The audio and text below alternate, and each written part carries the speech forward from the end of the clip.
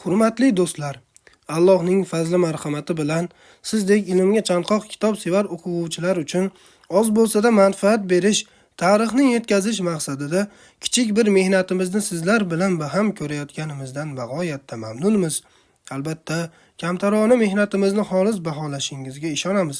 Mehnatimizni ko'proq insonlarga yetib borishi va ular ham ushbu kitobdan manfaat olishi uchun obuna bo'lib, qo'llab-quvvatlab turasiz degan umiddamiz. Ko'hna Osiyo hayotidan qissa. 13-asr. Vasiliy Yan. Chingizxon romani. Tarjimon Sobir Muhammedov. G'ofurg'ulom nomidagi nashriyot matbaa ijodiy uyi. 2018-380B. Birinchi qism. Darvesh xirqasida.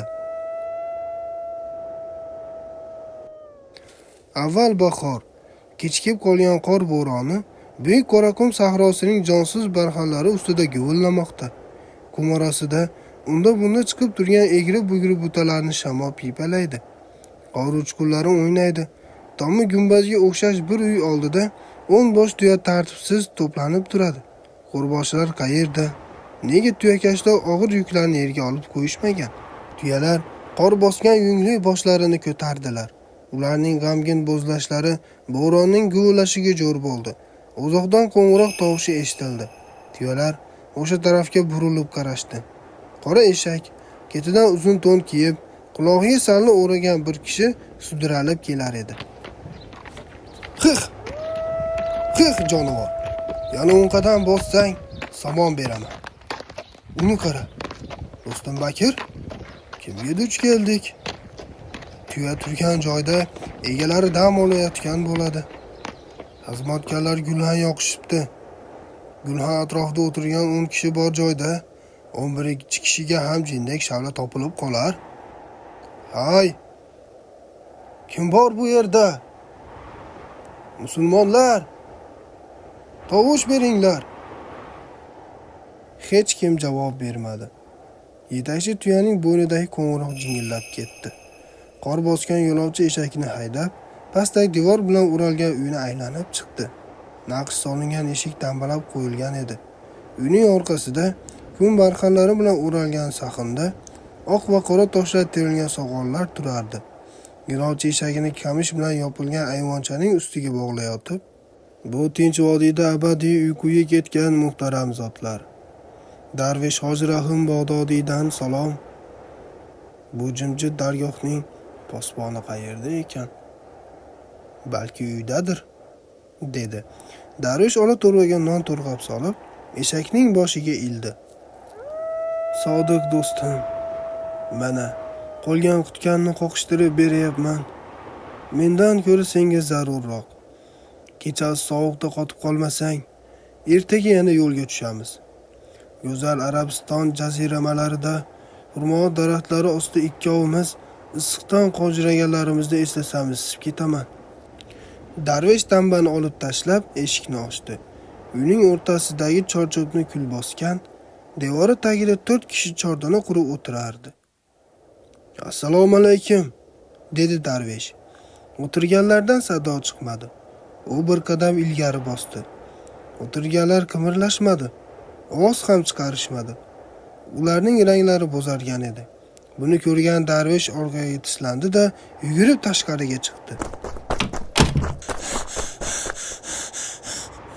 "Hoji Rahim, qo'rqma.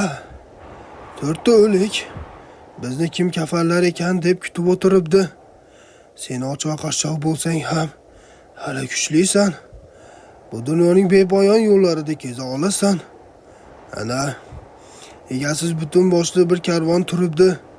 Agar xohlasam, bu qimmatbaho mollar yuklangan tuyalar meniki bo'lardi. Lekin haqiqat axtaruvchi darvishga hech narsa kerak emas. U kambag'alligicha qolaveradi va arab ashulalarini aytib o'z yo'lida davom etadi. Lekin bechora hayvonga ham rahm qilish kerak." Darvesh tuyalar atrofini aylanib, arqonlarini bo'shatib qo'ydi. Qatorlatib cho'ktirdi. Yuklar orasidan bir qop arpa topib, tuyalarning oldiga bir necha hovuchdan qo'ydi. Agar biror kishi Hoji Rahim umrida savob ish qilmagan deb so'rasa, bu tuyalar bir og'izdan sovuq bo'ronda darvish bizga yem berdi, o'lmay qoldik deb javob berar edilar. Darvish kechasi bilan oyoqlarini yig'ib, jimgina mudrab yotgan eshakka orqasini berib, bir bog' qamishning ustida yotib chiqdi. Ertalab shamol bulutlarni haydadi. Sharqda quyosh ko'rindi. Darvish soqollar ustiga tushib turgan pushti shuvlarini ko'rib, o'rnidan turdi. Qani Bakir, yo'lga tushaylik. Darvish qolgan arpani qopi bilan eshakka ortdi-da, uy ichiga mo'raladi. Devor tagida o'tirgan 4 kishidan bittasigina qolgan edi. Uning xira qo'y ko'zlari baqrayib turardi. Qolgan o'liklar qayoqqa ketdi ekan? Gulga kirib ketdimikin? Yo'q. Hoji Rahim bu yerdan ketib, Xorazm shaharlariga boradi. Xushchaqchaq odamlari ko'p. Dono kishilarning suhbati sut va bol singari oqadigan yerlarga boradi. Xo'y, musulmon, yordam qil, degan xirillagan ovoz eshitildi. O'tirgan odamning taram-taram soqoli qimirlab ketdi. Kimsan? Mahmud. Xorazmlikmisan? Mening oltin lochinim bor. Voy, dedi darvish ajablanib. Bu musulmon o'lay deyapti-yu, lochinini gapiradi-ya. Ma, suv ich. Kasal qovoqdan zo'rg'a bir-ikki qultum suv ichdi-da, javdirab turgan ko'zlarini darvishga tikdi. Qora Xanjarning qaroqchilari meni og'ir yarador qilishdi. 3 ta hamrohim o'limini kutib turgan edi. Kimdir eshikni berkitib qo'ydi. Biz chiqib keta olmay qoldik.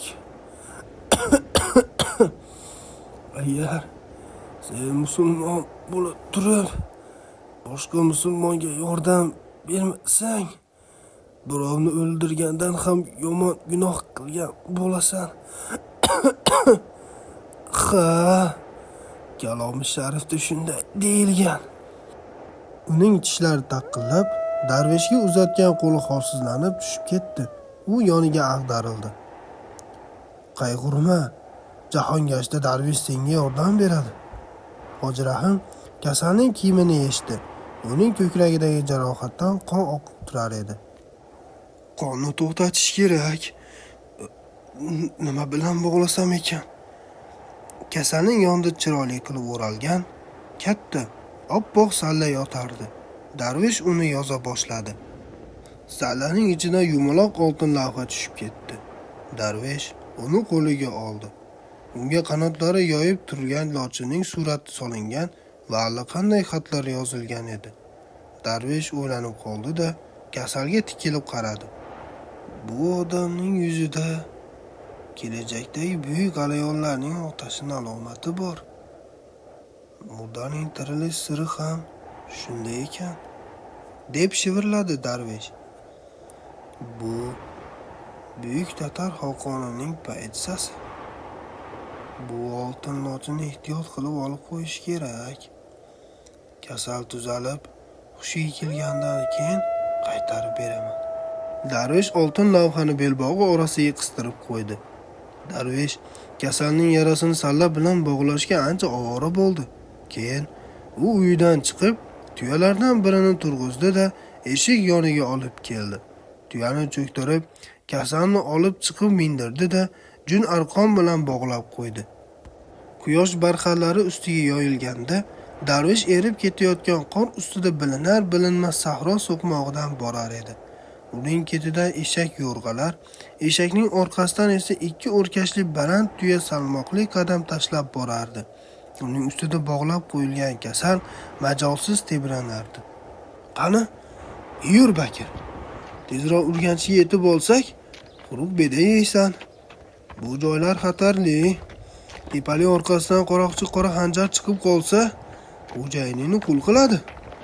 Sening qora teringni shilib oladi. Bu yerdan tezroq jo'nab qolish kerak. 2-bob. Ko'chmanchi o'tovida.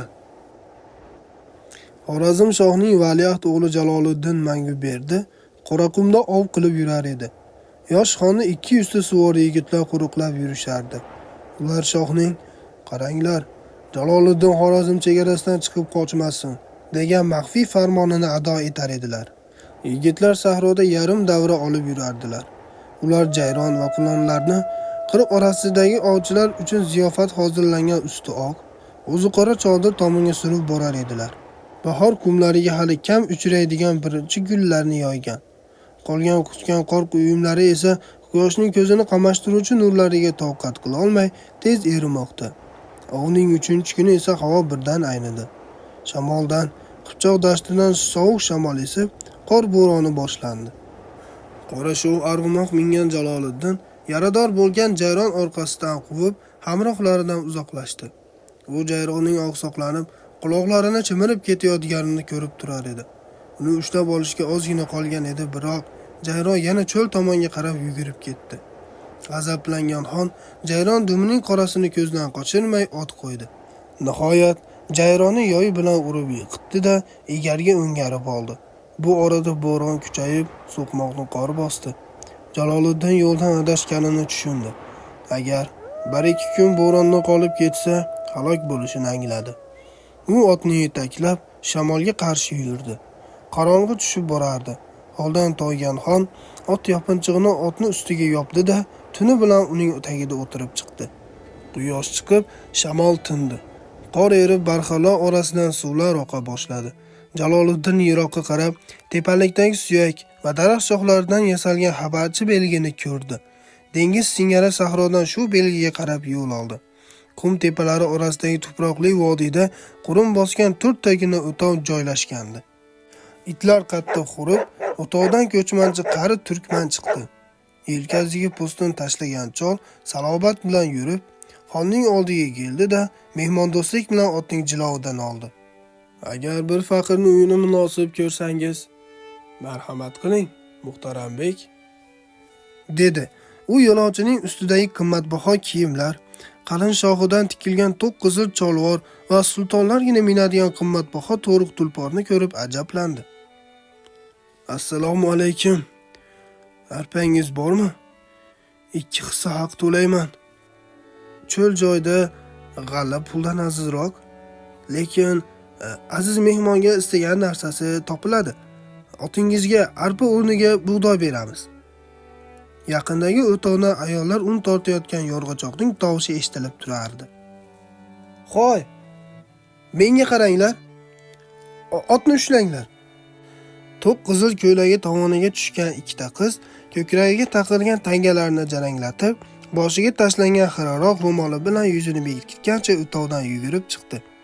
Ikkovi otning jilovini 2 tomondan ushlab olib ketdi. Xon o'tovga kirdi. Ichkari issiq edi. Chorchopda ildiz qalashtirilgan gulxan yonar edi. Devor tagida kigiz ustida bir kishi chalqancha yotar, uning bo'zargan rangi va ko'kragida qo'llari o'limining yaqinlashganidan darak berardi. Tez-tez nafas olishi bu holsiz gavdada hayot o'limni yengish uchun astoydil kurashayotganini ko'rsatar edi. Kasalning oyoq tomonida sersoqol, qulog'iga hojiligini bildiradigan oq salla o'ragan, yarim yalang'och etigiga quroq arva to'n yopib olgan darvish o'tirar edi. Jaloliddin "Assalomu alaykum", dedi va xastaning yonidagi kigizga o'tirdi. Ko'zdan boshqa hamma yog'ini ro'mol bilan o'rab olgan cho'ri kelib, xonning uvigan ko'k etigini yechdi. Jaloliddin shamshir osilgan charm kambarini yechib yoniga qo'ydi. "Kimsiz?" deb so'radi u darveshdan. "Kiyimingizga qaraganda Iroq mamlakatlarini ko'rganga o'xshaysiz. Men dunyoni kezib, yolg'onlar dengizida haqiqat orolini izlayman." "Vataningiz qayerda? Qayerga ketyapsiz?" "Otam Hoji Rahim. Bag'dodda o'qiganim uchun yana Bag'dodiy ham deyshadi. Mening ustozlarim eng yaxshi oliyjanob bilimdon kishilar edi. Ko'p fanlarni o'rgandim. Arablar, turklar, forslar hamda qadimgi pahlaviy tilida yozilgan ko'p kitoblarni o'qidim. Ammo yoshligimdan afsus va katta gunohlargina qoldi xolos." Jaloliddin shubha bilan qoshlarini chimirdi. "Qayoqqa? Nima uchun ketayotibsiz?" "Men 5 dengiz o'rtasidagi yer yuzida kezaman. shaharlar, vohalar va cho'llardan maqsadiga yetishish yo'lida tinmay yuruvchi kishilarni axtaraman. Men favqulodda ishlarni ko'rmoq, qahramon va odil kishilarga tan bermoqni istayman. Hozir Urganchga jo'namoqchi bo'lib turibman. Aytishlariga qaraganda, Urganch Xorazmning va butun dunyoning eng go'zal, eng boy shahri emish. Odamlarning gapiga qaraganda, men u yerda donishmandligi bilan shuhrat qozonganlarni, buyuk san'at namunalari bilan shaharni bezagan zo'r ustalarni uchrata olar emishman. Siz o'z qahramonliklarini qilichining uchi bilan jang maydoniga yozgan kishilarni izlaysizmi? Dedi Jaloliddin va o'yga toldi. Siz qahramonning ko'rsatgan ishlarini, yosh va qizlarni qo'shiq qilib ayta oladigan, jangga kirib ketayotgan jasur yigitlar yoki go'rga tomon so'nggi qadamini bosayotgan chollar takrorlay oladigan qilib tasvirlay olasizmi? Darvesh she'r bilan javob berdi. Garchi shoir rudaki mashhuri zamon shoir, vali g'arib darvesh ham shoirdan ravon shoir. Garchi rudaki ustoz maftuni jahon shoir, vali sahroi elga darvesh qadrdon shoir. Uy egasi xon o'ldirgan jayronni o'tovga olib kirdi. Jayronning terisi shilib olingan va ichi tozalangan edi. Ijozat eting. Go'shtdan bir bo'lagini ayollarga beray. Ular sizga ovqat qilib bersinlar. Hammalaring yenglar. Hammasini ola beringlar, deb javob berdi Jaloliddin. Men bekning ovchisi emasman. Mening o'zim bekman va bekning o'g'liman. Ovni topshiradigan xo'jayinim ham yo'q.